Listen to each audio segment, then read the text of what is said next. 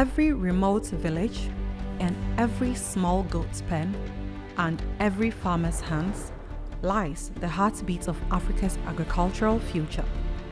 At Farming in Africa, we believe transformation begins not in the boardrooms, but at the grassroots.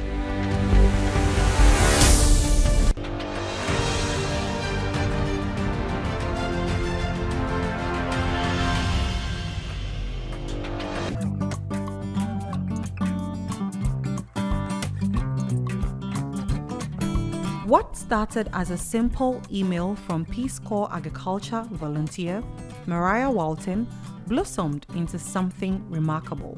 On the 31st of May and 1st of June 2025, over 30 grassroots farmers from North Nkranza arrived at the Sementia Learning and Development Farm, prepared to learn, to grow, and to connect. This cooperative union of farmers who journeyed from Ghana's Bono East region to the Sementia Learning and Development Farm had one goal: to gain practical knowledge in sustainable good farming and to take that knowledge back home with them. They came with open minds, ready to ask questions, to get their hands dirty, and to walk away with new tools to transform their farms. All right, ladies and gentlemen, I promise to bring you all of the details so you really understand what's going on here right now. This isn't your usual boot camp. No, not at all. But I told you we have a cooperative union of livestock farmers who have traveled all the way to be here.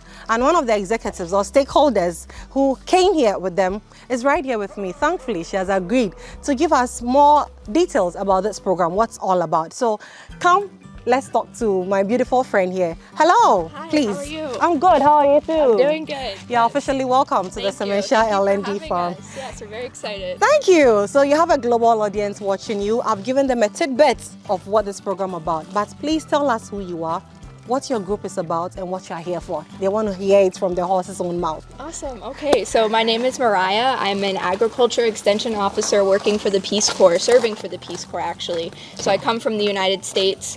It's a volunteer system. We have 3 goals. The first goal is to promote helping, countries gain trainers, helping them with their aptitude in agriculture, trained professionals. Okay. And the second 2 are cultural exchange, so bringing American culture to Ghana and Ghanaian culture to America. Okay. And to go off of that first goal, I have a personal passion for animal husbandry. Okay. I studied animal husbandry at university at Virginia Tech. Okay. I loved it very much. Yeah. I came to my site. I was placed beautifully by the Peace Corps. I love my community. I stay up near Techiman and Nkranza. I see. Yeah, so how long have you been there? I've been there for just over a year now. Wow. Yeah, I just finished my mid-service, so I'll be here for 1 more year, but nice. yes. Okay, sure. So I studied that there, and when I came to this community, there was a extreme interest in learning how to do animal husbandry better. Wow. There's a lot of goats running around. And that's something I noticed immediately. We learned about it. The Peace Corps teaches us all of these things before we go to our sites. We're very well prepared to handle all of these things, but we go to the site and we see all these animals running around. Yeah. That's the reality on the ground. Yeah, and coming from the U.S. and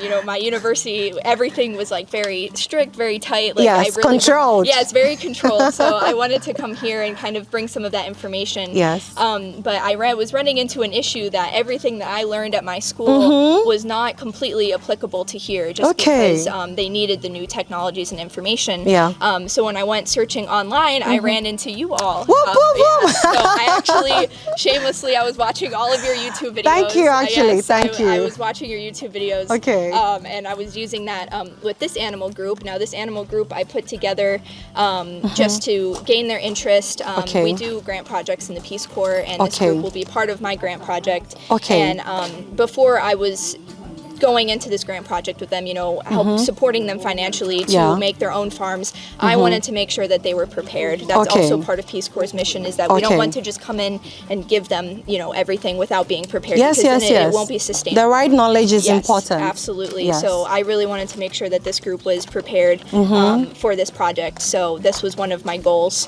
Wow. And, seeing all your YouTube videos, and then I reached out to you, and, I was met beautifully with just all these emails. That's who we are, people. email. Yes, absolutely. All these emails, and then pleasantly surprised by the entire PowerPoint that you sent us. About everything that I listed that I wanted to do, and here we are doing like one of the first steps. So. Here we are. Yes. Please, we can't also wait to kickstart the program, and I must say it's a pleasure to have you here. You kept talking of group, helping them to gain the right knowledge. First of all, how many people are in this group right now? How many did you come with? We have 18 here right now, not including myself. There's 20 total. So myself, I brought one of my Peace Corps supervisors. He works with me in all of my projects. He guides me in every aspect. I really wanted him to come here because I think that farming in Africa is a really great way to introduce to Peace Corps, because we're on the ground, we're in these communities. I know farming in Africa works with smallholder farmers. So I really wanted to kind of introduce that, hopefully get a Peace Corps more involved with this to help my other friends in other communities across Ghana. And then 18 other community members that they've shown absolute devotion to this project. They're very dedicated people. I'm so glad to hear that. I am so glad to hear that. You guys, you have no idea of the sun. So I'll cut it short, but talk about impact, and I'm just so happy she has touched on that. She researched, found us, and that's what I always tell you, let's do this journey together. Okay, the impact is palpable. For her to carry how many people to be here to gain the right knowledge, all of the research she has done, it's amazing. And as always, we are going to try and get you snippets of the education they are going to receive for you, because I love you. So you have to also benefit from watching us, okay? So Mariah, thank you so much again. At Farming in Africa, this wasn't just an event.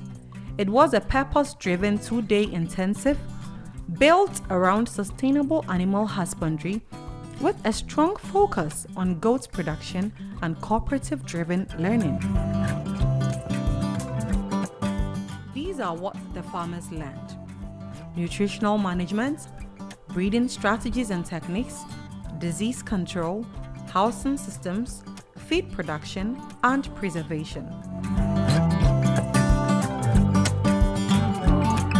This initiative, supported by our valued partner, GIZ ABF MGF project, reminds us of one thing: impact thrives in accessibility. I introduced her to us earlier as Mariah Walton, right? Yes. Mariah Walton. But guess what? I just found out she's actually called Ajwa, because if you are watching and you're non-Ghanaian, Ajwa is the name given to a female born on a Monday. I just want to ask her as a stakeholder her impression about today's session. Mariah, Ajwa, over to you. Thank you. Today was really great. We came in really late because of traffic reasons from our region and everything like that. But we came in, it was so welcoming. Everyone's really excited. I normally have sessions with my group, once a week, once every other week, and we learn different things. I have never seen them more engaged in asking questions and things like that. So that was really exciting for me to see. Nice. All of the hands-on. We did a classroom session and they were asking questions, they were really engaged, and then doing the hands-on where they could actually see what they were learning was just really incredible. So I don't get to do that in my community, so bringing them here, them seeing this, and them asking questions about if they could get in contact with you after is like, I'll be leaving in a year. I won't always be here to bring resources like this to them. To handle that for you. So I'm very excited and grateful for your thank you. You are doing an amazing job. There is something much. She said about how she was touched to see how interactive and engaging they were. Yes, I've been here throughout, and it's so true. It was a very interactive session.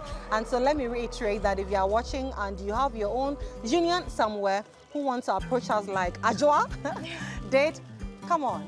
Let's do that, okay? We would make it a very intimate, interactive session. As we look ahead, Farming in Africa's commitment is clear: to reach every farmer in every village with the same high-end training, tools, and mentorship that we offer anywhere else. Your friend me Owusu Ahana. Your friend Kranza Bodom make a team na yeba training and training na yeba and abua bebre or kwine bisu, because there are certain things that na ye in farming, like more the important there na ye will be by who kwaya ebe faso a ebe mo like ebenya enema bebre afiri by eba ha say a chere bebre ama ye hu say ye de na ye nya more knowledge ebetimi add it to their yesua dada no nti aboa ye mpa bema ye hu kwan ye befa so ebetima ye mo bebre na ye nya even not say enam ko a ebetimi anya sika free mu ɛne nneɛma bebree keka ho nti aboa yɛn paa. Mede a Japan Bernard. I'm a free bodom I on Kranza North. Na enam inua adwa our Peace Corps volunteer waba crew no mu no. I said through that no you kuwa hodwa yeah yaba hano almost about getting to 18. Yeah group leaders. Into way leaders in the yaba area ha. Specifically yaba farming in Africa. Yaba ha center hane in churchra hodwa ye the nya no ma yeti asese we say ye take farming as what business.